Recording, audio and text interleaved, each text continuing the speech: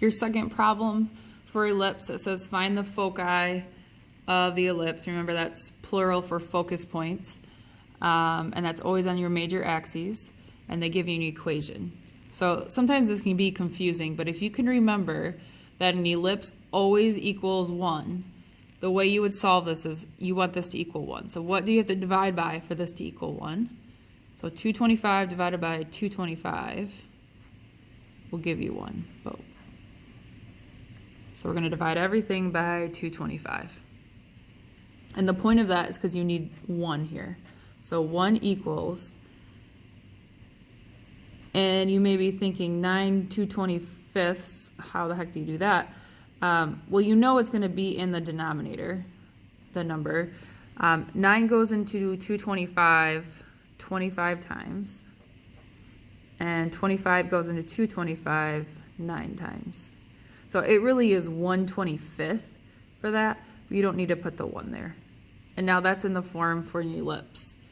And just looking at this, I know this is going to be longer on the y-axis because the bigger number is underneath the y. So I know this is going to be up and down, elongated this way. I also know it's centered at 0, 0 because I just have x squared, y squared. You would need something like x minus 2 squared over 9 to know that it would be not your origin. Okay, so it's asking you to graph this and find the foci. We already found the center. The center is at 0, 0. We know the major axis is the y-axis, and the minor axis is going to be the x-axis. So because it's y squared over 25, this is your a squared. So that means your a is equal to 5. So, and this is on the y. And again, I know it's the y because literally the y is above the bigger number, which is just like the other example, but that's okay. And then this one is your b squared. So your b is 3. So that means from your center, which happens to be at 0, 0 for this one, you're going to go 3 to the right and 3 to the left. So this is your ellipse. So try your best with drawing that.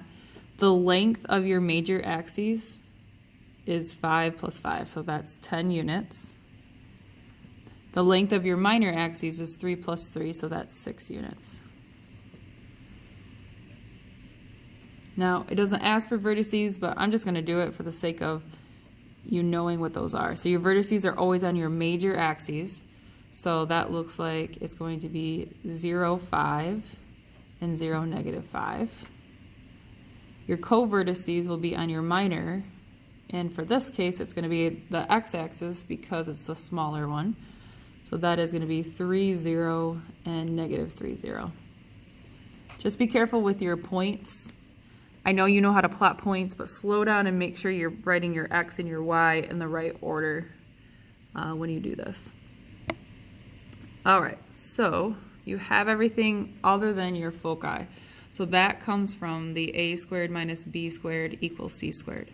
Just know you're taking your larger number underneath, 25, subtracting the other number, and that's going to give you your c squared. So in this situation, your c squared is 16. So your C is 4.